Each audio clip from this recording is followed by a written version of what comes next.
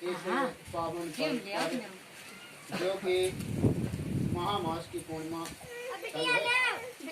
चल भाई दो। साथियों, बहुत ही खुशी की बात है जो कि आज इस महामास की पूर्णिमा के पावन पर्व पर जो हमारा इतिहास विदेशी घुसपैठियों के द्वारा छिपाया गया, जितने भी महापुरुष हमारे बहुजन मूल निवासी समाज में पैदा हुए, उन महापुरुषों के इतिहास की चोरी इस देश में यूरेशिया से आए मात्र 3.5% ब्राह्मणों ने की। तो साथियों, हमारा जितना भी इतिहास था, खूनी क्रांति का इतिहास हो, इस देश को आज़ाद कराने के लिए चाहे वो कैसा भी इतिहास हो, सबसे पहले हमारी आज़ादी का आंदोलन जो है का नाम 1848 में ज्योतिबा फूले ने शुरू किया। इसके बाद स्टेप बाय स्टेप एक महापुरुष जाता गया, दूसरा महापुरुष आता रहा, और ये आंदोलन असफल इसलिए रहा कि पूरे भारत में एक ही महापुरुष एक समय में आंदोलन करता रहा, हम लोगों को, हम बहुजनों को आज़ाद कराने के लिए। जब वो महापुरुष चला जाता था, अन्याय, अत्याचार, शोषण, जात पात, ऊंच नीच, भेदभाव और गुलामी की प्रथा और बढ़ जाती थी, तब किसी न किसी महापुरुष को दोबारा जो है जन्म लेना पड़ता था। साथियों, ये महापुरुष पैदा होते गए और इन ब्राह्मणवादी षड्यंत्रों के द्वारा नष्ट होते गए। किसी न किसी साजिश के तहत इन सभी हमारे महापुरुषों को नष्ट किया जाता रहा, और इसमें चाहे पेरियार ईवी रामास्वामी नायकर हों, चाहे संत श्रवण रविदास जी हों, चाहे कबीरदास जी हों, चाहे चोखा मेला हो, चाहे पेरियार लखन सिंह यादव हों, बहरहाल जितने भी हमारे बहुजन मूल निवासी समाज में महापुरुष पैदा हुए हैं, वो सब जो है एक एक करके हमारी आज़ादी का आंदोलन चलाते रहे, और हम लोगों ने उनका साथ नहीं दिया। यदि हम लोगों ने उनका साथ दिया होता तो शायद ये भारत अभी तक आज़ाद होते हुए भी गुलाम नहीं होता। साथियों, जब से मैंने अपने महापुरुषों के मिशन को पढ़ा, जानकार लोगों के द्वारा जाना, और जहाँ कहीं भी मिशन के मीटिंग होती हैं या आयोजन होते हैं, यदि हमें बुलाया जाता है तो हम जरूर जाते हैं, और नहीं भी बुलाया जाता है, यदि जानकारी हो जाती है तब भी जाने की कोशिश करते हैं, क्योंकि हमने पढ़ा है महापुरुषों को कि कितने उन्होंने कष्ट झेले हैं हम लोगों को आज़ाद कराने के लिए।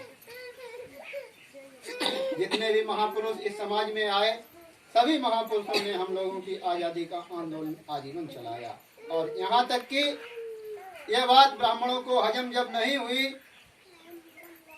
और यह बात ब्राह्मणों को हजम इसलिए नहीं हुई क्योंकि ब्राह्मण हमेशा ये चाहता है कि हम ऊंच हैं, ब्राह्मण हमेशा ये मानता है कि हम ऊंच हैं, और बाकी जितने भी हैं बाण वो सब हमसे नीच हैं।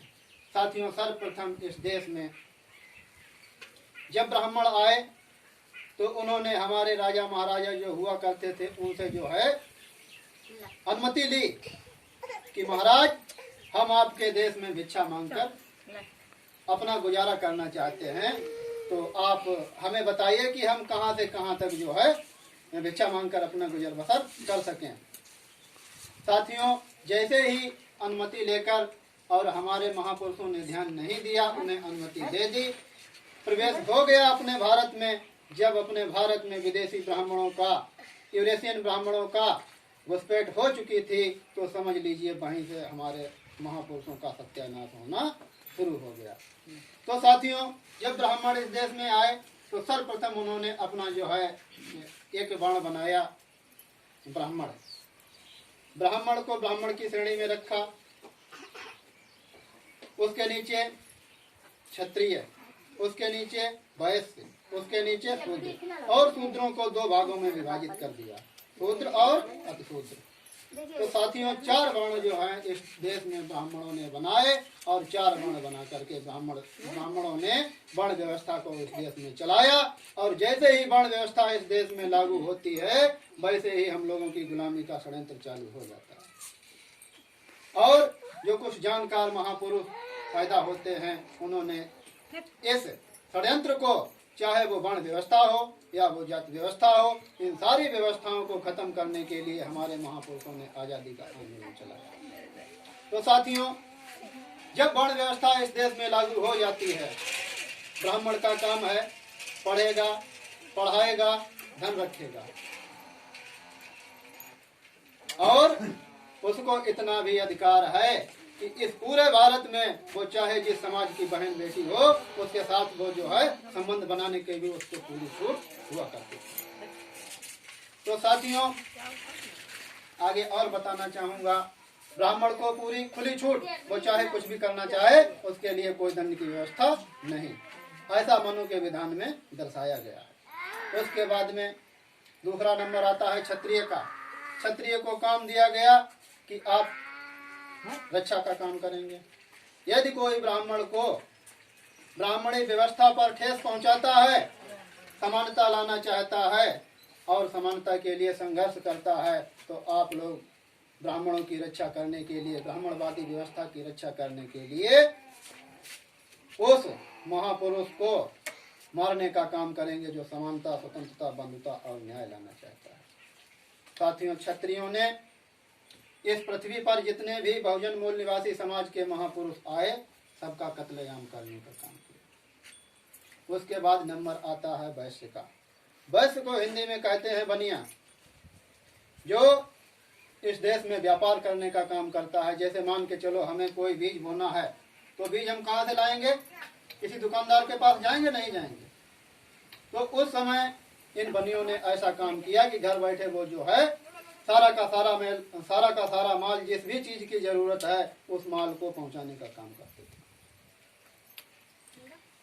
बनिया को ये अधिकार दिया कि आप पूरे भारत में कहीं भी अपना व्यापार चला सकते हैं और धन संपत्ति इकट्ठी कर सकते हैं। उसके बाद में नंबर आता है शूद्र का।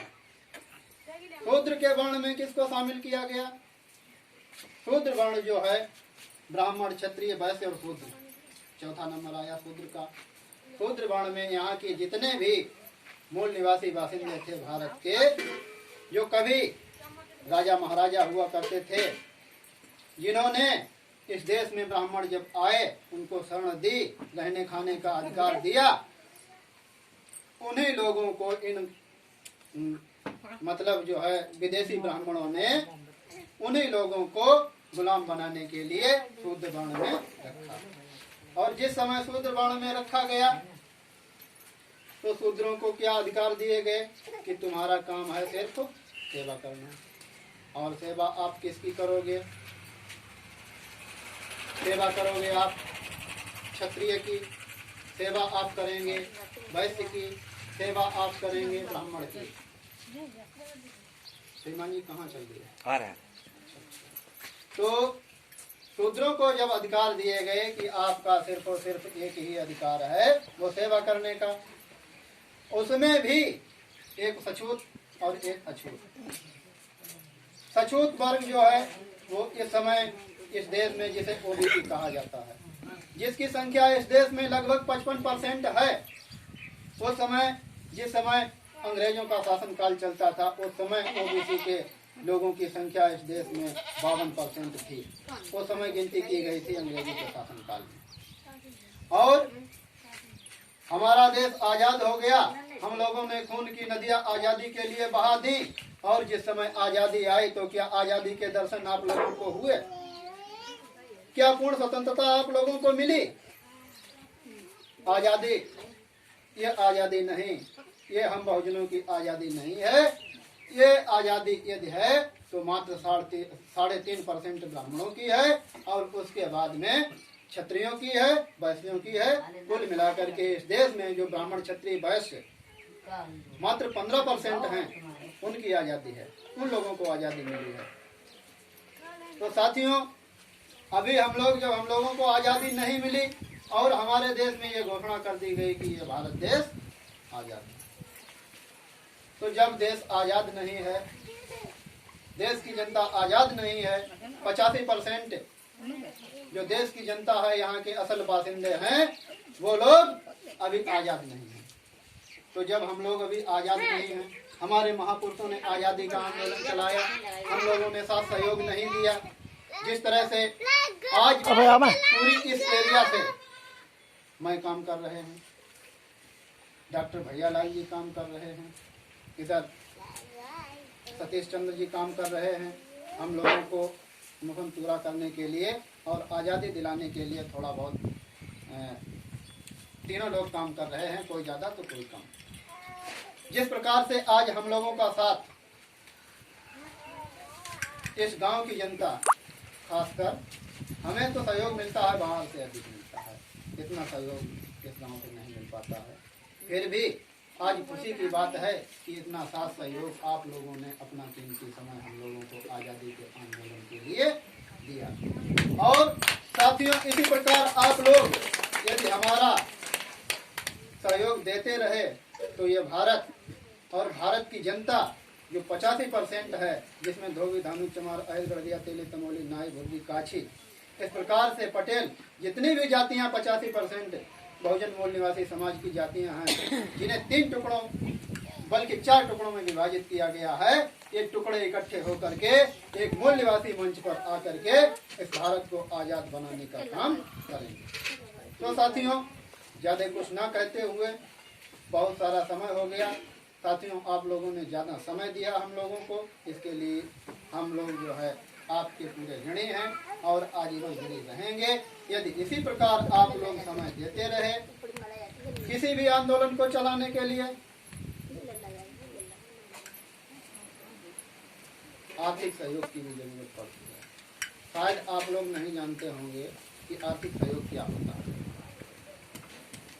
जैसे मान के चलो हमें जाना है लखनऊ, वहां पर मीटिंग लगी है इस भारत की जनता को आजाद कराने के लिए, तो हमें कम से कम जो है लखनऊ जाने के लिए 500 रुपए की जरूरत पड़ेगी। क्या 500 रुपए हम घर फूंक के तमाशा देखेंगे तो हम कब तक ये संघर्ष कर पाएंगे?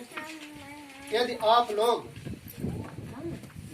आर्थिक सहयोग देते हैं, पैसे का सहयोग देते हैं, या पैसे नहीं हैं तो इस तन से सहयोग देते हैं, तब भी हम लोग जल्दी से जल्दी आ जाते हैं।